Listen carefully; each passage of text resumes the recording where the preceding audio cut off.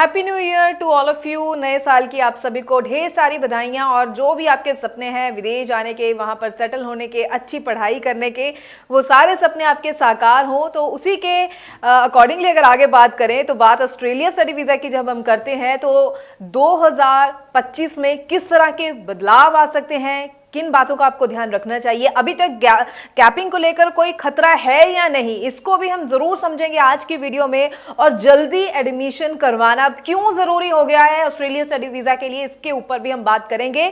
और ये सारी बातचीत के लिए हमने इन्वाइट किया है नेविगेटर्स ओवरसीज से visa expert Mrs Veena Goyal ma'am को। बहुत बहुत स्वागत है मैम। नमस्कार। नमस्कार मैम, आपको भी नए साल की ढेर सारी बधाइयाँ।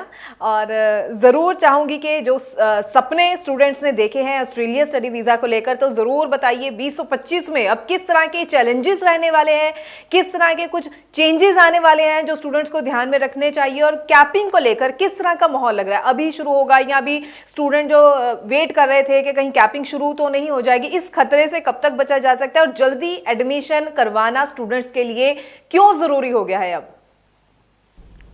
Happy new year to everyone. और नया साल सबके लिए खूब खुशियाँ लेके आए, सबको खूब तरक्की दे, और बच्चों के जो ड्रीम्स हैं वो ज़रूर पूरे हों।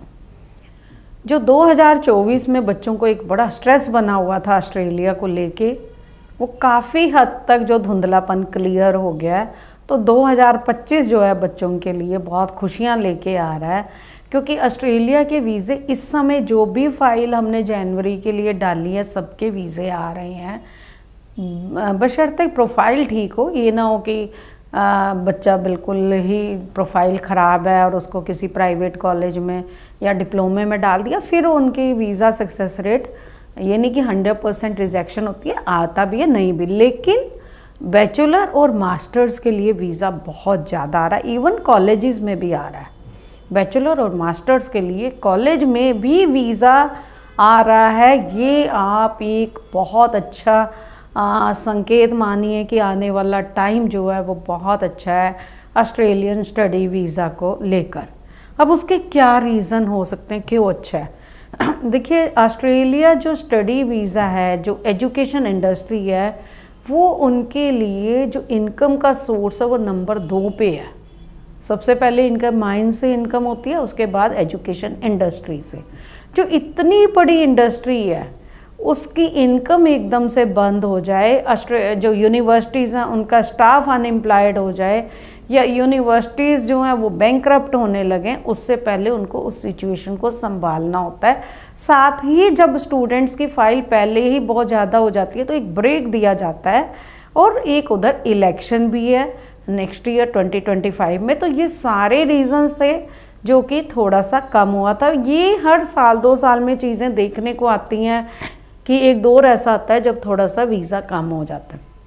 लेकिन अब जो पॉजिटिविटी आई है उसकी वजह से बच्चों को ज़रूर ऑस्ट्रेलिया का स्टडी वीज़ा जुलाई इनटेक के लिए ज़रूर अब अप्लाई करना चाहिए किसी भी हालत में, क्योंकि अगर आप ऑस्ट्रेलिया जाना चाहते हो तो इससे अच्छा आपको मौका नहीं मिलेगा।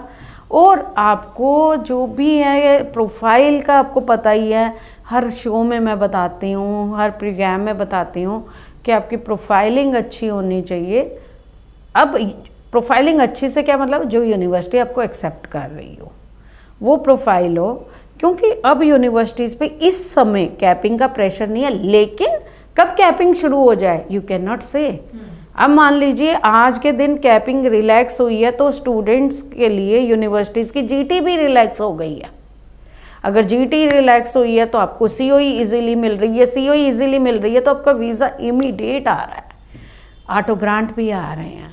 तो इस समय स्टूडेंट्स को पूरा बेनिफिट उठाते हुए टाइम का अपना वीज़ा ज़रूर अप्लाई करना चाहिए if you want to study in Australia with good universities. अच्छी यूनिवर्सिटीज़ के साथ पढ़ना चाहते हो, एक अच्छा कोर्स आप करना चाहते हो और अपना कैरियर बनाना चाहते हो। जी जी, बिल्कुल बिल्कुल सही है मैम। तो फिर आगे की अगर बात करें हम, तो जैसे कि बात करें कि एडमिशंस अब जल्दी स्टूडेंट्स को अपनी करवा लेनी चाहिए, जल्दी प्रोसेस के लिए क्या रीजंस माने, क्या प्रोसेस को लेकर स्टूडेंट्स को किन खास बातों का ध्यान रखना चाहिए, ताकि क्योंकि अगर हम बात करें अभी तो जुलाई इनटेक के लिए ही स्टूडेंट अप्लाई करेगा, तो जल्दी प्रोसेस के क्या बेनिफिट स्टूडेंट को मिल सकते हैं? अभी जो वीज़ा आ रहा है ना, यू कैन नॉट से कब इनका कोटा होता है इनका पूरा, वो कब ख़त्म हो गया।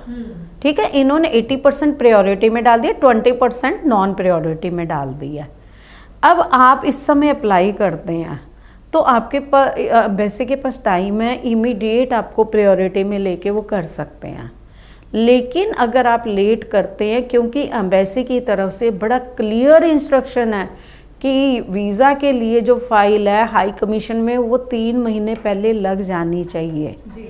तो उतना तो टाइम भी नहीं है आपके पास। अगर आपके पास जुलाई है, जुलाई स्टार्टिंग होता है, ठीक है, जैन में आपका ऑफर लेटर आया, आपकी जीटी हुई जैन में, आपने फेब में फाइल लगा दी, ऑटो ग्रांट आ गया, ठीक है, नहीं तो मिनिमम 15-20 डेज, मैक्सिमम 1 मंथ भी लगता है।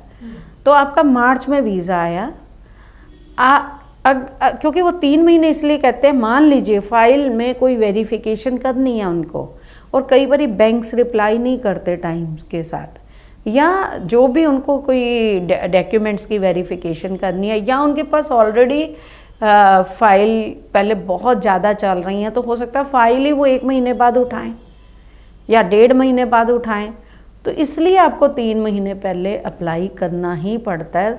तो उस हिसाब से आप टाइम कैलकुलेट करो तो आपके पास जुलाई के लिए भी टाइम नहीं है। सेकेंड, बहुत सारे कोर्सेज ऐसे होते हैं जिनकी सीट्स ख़त्म हो जाती है, स्पेशली नर्सिंग आपको मिलती ही नहीं है, फिर आप लेट करते हो, फिर आप जाओगे नेक्स्ट ईयर जैन के लिए, 26 जैन के लिए। अगर आप जुलाई आपने मिस कर दिया, फिर आप जैन के लिए।